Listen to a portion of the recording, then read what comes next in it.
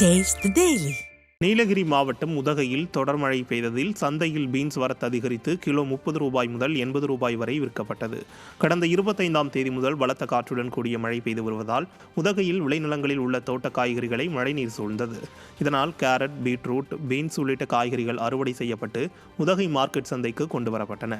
இதில் கிலோ 30 ரூபாய் முதல் 80 ரூபாய்க்கு பீன்ஸ் விற்பனையானதால் பயிரிட்ட செலவுக்கான அசல் கூட வராமல் விவசாயிகள் கவலையடைந்தனர். விழுப்புரத்தில் மாவட்ட நிர்வாகம் மற்றும் வேளாண்மை துறை அமைச்சரை கண்டித்து விவசாயிகள் சாலை மறியலில் ஈடுபட்டனர். மாவட்ட ஆட்சியர் அலுவலகம் முன்பு அனைத்து விவசாயிகள் சங்கம் சார்பில் சாலை மறியல் நடைபெற்றது. விவசாயிகள் குறைதீர் கூட்டம் நடத்தப்படாதது, பெஞ்சல் புயல் பாதிப்புகளுக்கு நிவாரணம் வழங்காதது உள்ளிட்டவற்றை கண்டித்து சாலை மறியல் நடைபெற்றது. இதில் மாவட்டத்திற்கு பொறுப்பு அமைச்சராக வேளாண்மை துறை அமைச்சர் இருந்தும் விவசாயிகளுக்கு எவ்வித பயனும் இல்லை என குற்றம் சாட்டப்பட்டது. மேலும் விவசாயத்தை அழிக்கும் நோக்குடன் செயல்படும் விடிய அரசுக்கு எதிராக சாலை மறியலில் முழக்கங்கள் எழுப்பப்பட்டன.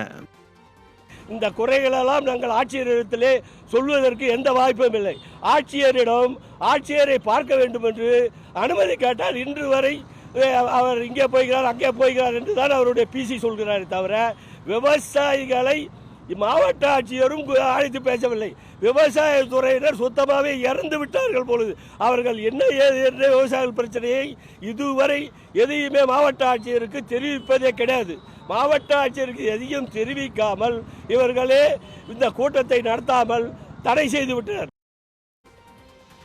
மதுரை மாவட்டம் திருமங்கலம் அரசு மருத்துவமனையில் உள்ள படுக்கையறை ஒன்றில் மேற்புற சுவரின் பூச்சு பெயர்ந்து விழுந்ததால் பரபரப்பு ஏற்பட்டது. அரசு மருத்துவமனையின் அவசர சிகிச்சை பிரிவில் உள்ள நோயாளியின் படுக்கையறையில் உள்ள கட்டட மேற்புற பூச்சு திடீரென பெயர்ந்து விழுந்தது. இந்நிலையில் அப்பகுதியில் நோயாளிகள் யாரும் இல்லாத காரணத்தால் அசம்பாவிதம் தவிர்க்கப்பட்டது.